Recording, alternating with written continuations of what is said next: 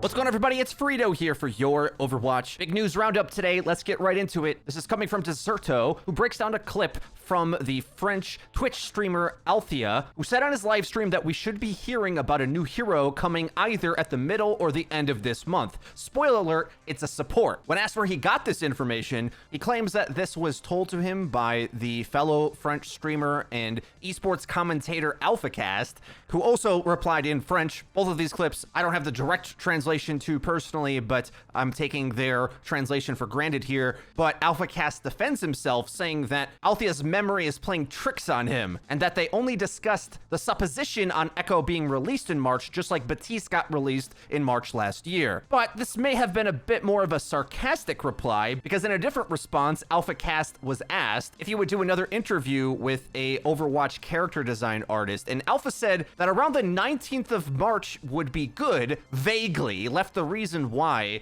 specifically to his chat to decide what he was hinting at. So on one end, Alpha is trying to deny leaking this internally, but on the other hand, seems to be heavily hinting that he will have some content speaking to an Overwatch character artist. If we all remember, Jeff Kaplan did say that there will be another new hero before Overwatch 2 comes out, and there's typically about a month, give or take a week or a few, when a hero goes into testing on the PTR, which means if we hear about it on the 19th, it's likely that they'll be released in April. And since I think many of us are thinking Overwatch 2 may be a next-gen console release window game, either right when they come out or early next year, I think it's safe to say that a beta should come out a few months before that time window, if not many months before it, depending on how much testing Blizzard thinks the game needs. And with that timeline gap, you would assume Blizzard would place the final hero into Overwatch 1 with a bit of lead-up time for us to enjoy it before the news cycle moves on to Overwatch 2,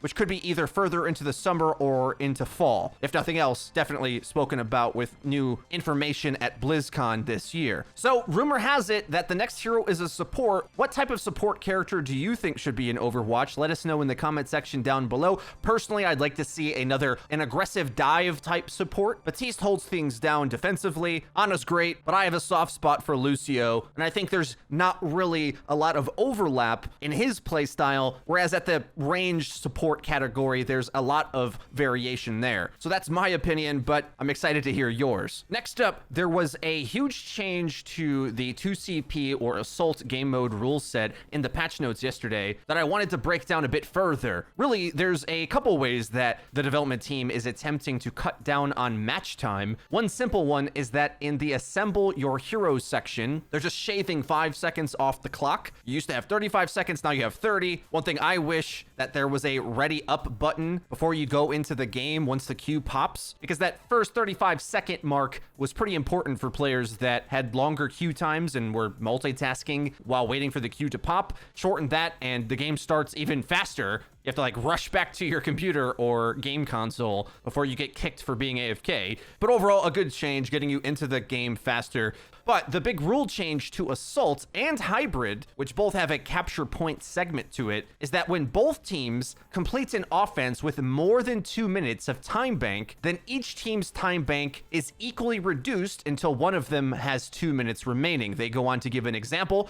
If one team completes with 4:37 on the clock and another one has 2:50, well, both teams will be reduced by 50 seconds, with the lower time being capped at 2 minutes and then the higher time going down to 3:47. Now, there's some pros and cons to this change, but it's important when playing the game to know how these things work. 2CP, of course, has some of the most obnoxious, wacky rules. Capping a point with 1 second left gets you an entire extra go. A lot of these rules feel kind of arbitrary, and it brings me back to arguments in 2016 when the competitive community was begging Blizzard to implement stopwatch, where all that mattered was how quickly a team was able to cap, whereas Time Bank has a lot of built-in comeback mechanics. And over the years, they have had to keep tuning it to make any sense. So whereas the old system, you had a lot of extra time to work with to try to keep getting those last second caps that kept extra and extra rounds going and going, this mechanic is trying to cut that out. But I think it's a safe assumption that there may be more draws and definitely way more low scoring games in 2CP than before. It'll be interesting to see what you guys think. It feels like it's 2016 again talking about 2CP rule sets, but here we are. Speaking of the Overwatch League though, if you've watched any news at all manner of normal sports and public gatherings have been canceled due to COVID, and Overwatch League as well. March and April, there'll be no homestands, but Overwatch League will pick up starting next week. There's no games this weekend, but on March 21st, they're going to start streaming OWL online. Whenever matches are played online, ping becomes an issue, but they do say that they will structure the March and April matches with teams competing within 3 groups based on regional geography. Moving on to our cute news story for the day, Reddit user Owlero found a pretty cool Easter egg hidden inside Junkrat's loot in his new skin. Yes, that's right. Somehow Junk has acquired the Crest of Lordaeron. Okay, I didn't play World of Warcraft. Not gonna pretend like I know what that is. I did play Warcraft 3 though, so it looks familiar. Pretty cool spot and makes me like that skin even more. Last bit of news for the day, Michael Chu, who previously was head of lore for Overwatch, has left Blizzard Entertainment after 20 years of work. This is a bit surprising, but not so much when you consider that they seemingly have been grooming Alyssa Wong, who is the writer of my favorite bits of Overwatch lore and short story. And this reminds me a bit when Chris Metzen left Blizzard, kind of right around the launch of Overwatch. Perhaps Michael Chu put a lot of work into the push towards Overwatch 2, and with that job kind of reaching completion, maybe he too felt it was time to move on. Well guys, that's everything for today's news roundup video. If you did enjoy it, please be sure to leave it a like. It really does help us out and lets us know that you're enjoying the content. And if you haven't already, please subscribe and hit the bell icon to actually get notified when our videos go live. Linked in the description is our Twitter, where we tweet out news, updates, and dank memes. That's been it for me. I've been Frito for your Overwatch. We'll see you guys next time.